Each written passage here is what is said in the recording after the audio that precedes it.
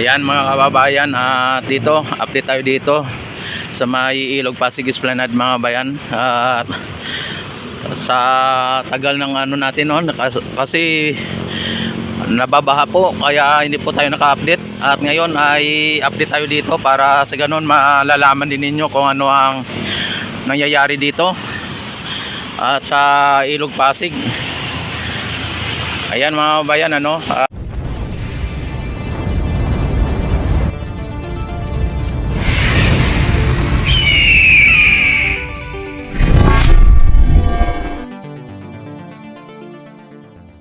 at sa ngayon ay linagyan nila ng formasyon dito sa dulo, no?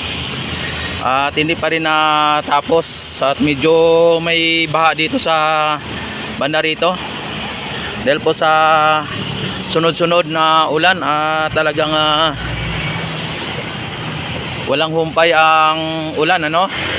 Ang Ilog Pasig mga bayan ay mataas po ang level, pero hindi po siya critical, ano, kasi nasa ano lang sa kumbaga nasa level lang na ganyan lang kalaki ang tubig. Pero pagka naglagpas po sa blow, yung doon sa may blow, ayan, oh, yan, pag naglagpas sa may blow na guhit na yan, ay nasa alarma na po yan, o talagang mataas na talaga. Pero hindi siya, no, naka-level lang siya at hindi siya nakalagpas sa blue. Ngayon, tuwing nyo makikita mga bayan, ayan, oh, walang mga basura at walang mga water lily o water hyacinth na naano dito. At ang kulay ng ating Ilog Pasig ay kulay parang 3-in-1 na lusaw, o kumbaga yung hindi siya, ano, yung labnaw ng 3-in-1, ano. Kung parang ang 3-in-1 linagyan mo ng isang kalahating ano, o kalahating pitsil na ganon sa isang sachet. Dapat isang baso lang ay ang linagay mo ay kalahating pitsil, kaya ganun ka labnaw, ano. Yan ang sitwasyon ng Ilog Pasig mga bayan. Dito ay masabi natin na same as usual, dahil hindi pa natapos. May mga nagagawa sila dito, pero pa ano lang, no, pa konti-konti lang. Ayan, at hindi natin alam kung bakit hindi na nila to tinapos o binigyan ng pansin para matapos na. At dito sa kabila ay ano din natin, no, update din natin dito, alamin din natin dito kung ano ang sitwasyon dito, para sa ganoon malalaman din ninyo ang mga kaganapan o ano ang nangyayari dito.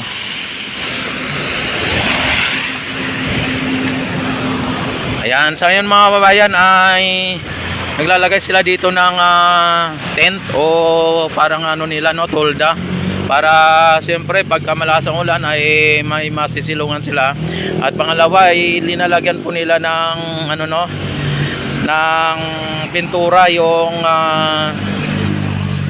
I-beam o yung steel beam, ano. Yan, at para hindi kakalawangin, linalagyan nila dito ng tolda.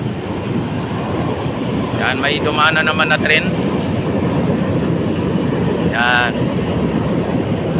kaya yung ginagawa nila ngayon dito, kahit na maulan, makita naman ninyo mga bayan, may mga I-beam tayo dito na nakapintura na. Tapos may mga hindi pa napinturahan, ano.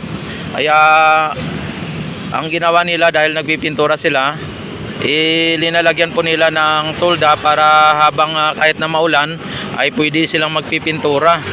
At quick dry naman yung ginagamit nilang pintura siguro, kaya kahit na walang araw o hindi maarawan ay matutuyo, kusang matutuyo lang, no. Tapos ayun, linalabas na po nila dito para sa ganon ay malagyan naman nila ulit ng panibagong mga I-beam na mapipinturahan ulit, ano. Grabe mga bayan, ang ginagawa nila dito, ang bigat nitong I-beam na to, Pero Shout out. Ayan Pero mga bayan tingnan nyo ay tulong-tulong po sila na magano dito na buhatin, tapos ilalagay dito sa may kanilang linalagyan Tapos yung ating mga bayan, yung ating tawag nito yung esplanade na yung linalagyan ng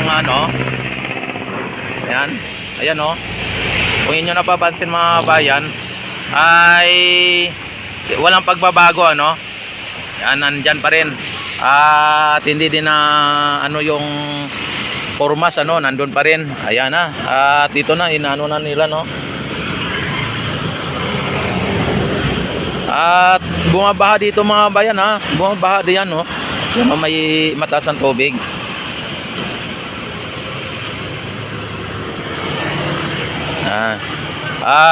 Talagang yan ang kanilang barracks doon tapos yung bako dito, andito naman ang bako yan. Tapos ang crane mga bayan, ito ang crane, ayan, yan ang crane at wala na pong crane na blue dito, yung ginagamit nila lagi dito na crane na blue, wala na.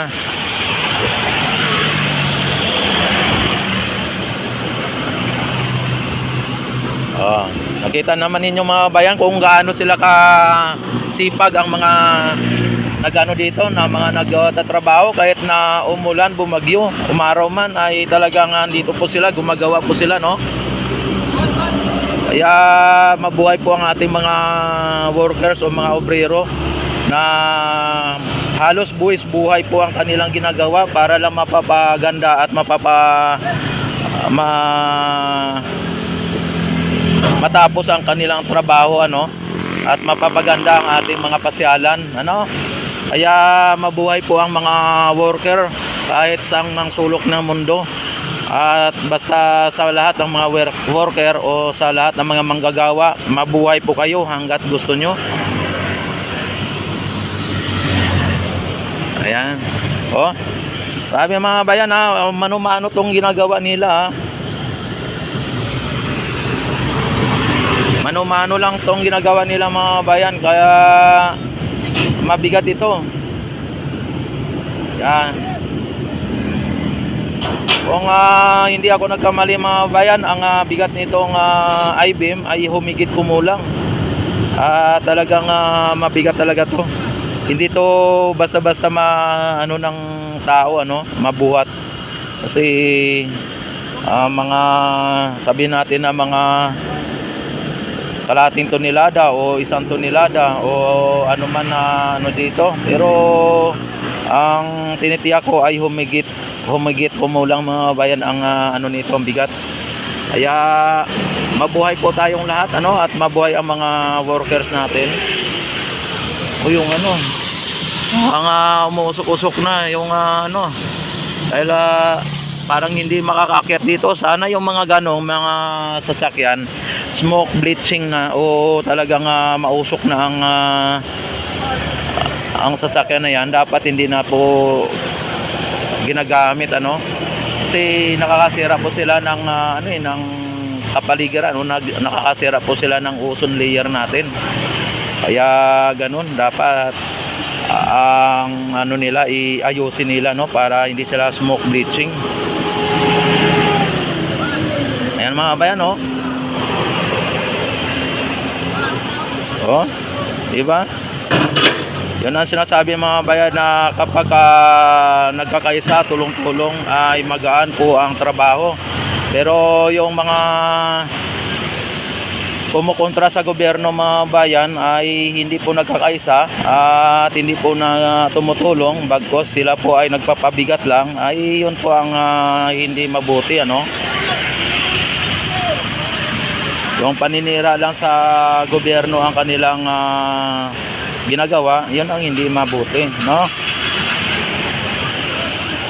Ayan mga bayan, at dito nakita naman ninyo ang sitwasyon dito sa may MacArthur Bridge at pagitan po ng Loton or ng LRT bridge, Ayan.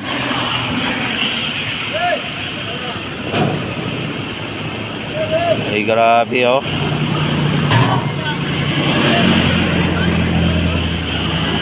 Grabe mga bayan, kahit na bumabaha po ang mga kapaligiran mga bayan, ay talagang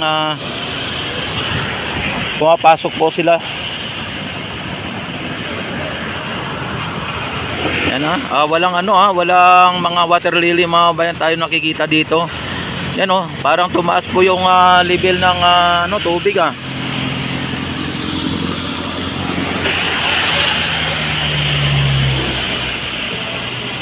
Ayan. Siguro mga bayan, ang gagawin nito dahil linagyan nila ng pintura, ay ilalagay na po nila dyan sa may nakano doon. Pag nalagyan na po ng steel top doon, ay pwede na po ilalagay itong I-beam na may pinturado, o kaya yung dito Yan, ito po ang linalagay nila sa sa pilote na nakatayo doon, na pag nalagyan na ng steel cap, steel cap. Tapos i-welding na po nila ito, saka nilalagyan ng steel deck at saka steel matting.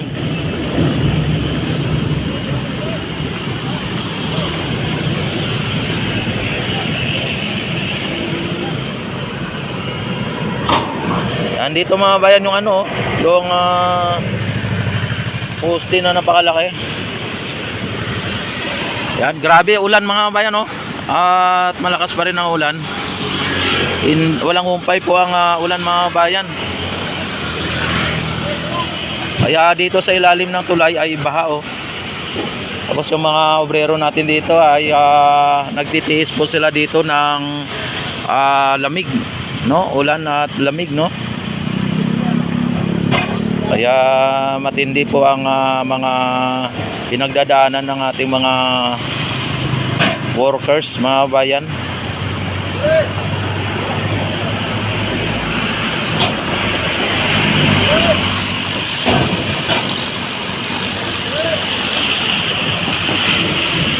Doon sa may Arroceros ay silipin din po natin at pagkatapos dito.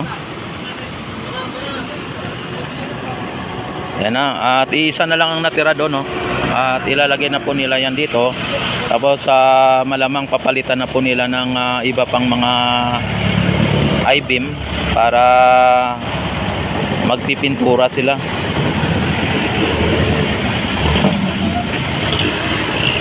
Kailangan pa nila ng maraming I-beam na pinturahan para mailagay nila doon kung sakali, at preparasyon sa paggawa ng esplanade. Wala na lang dito, wala nang pilote dito mga bayan at nandoon na sa may Arroceros, at hindi natin alam kung naipaw na lahat ang mga pilote doon. Yan, at puntahan natin doon. Yan, at don't forget to like and subscribe my YouTube channel. I-click nyo ang notification bell, select all na para ma-notify kayo tuwing ako ay mag-live, mag-upload ng mga videos, at para ma-update po kayo dito sa Ilog Pasig Esplanade sa may ginagawa ng ating kasalukuyang pamalaan at ni PBBM, ang Pasig Bigyang Buhay Muli, Ayan, at mabuhay po tayong lahat hanggat gusto natin. Mabuhay ang bagong Pilipinas, mabuhay ang Pilipino sang mang sulok ng mundo. Mabuhay tayong lahat hanggat gusto natin.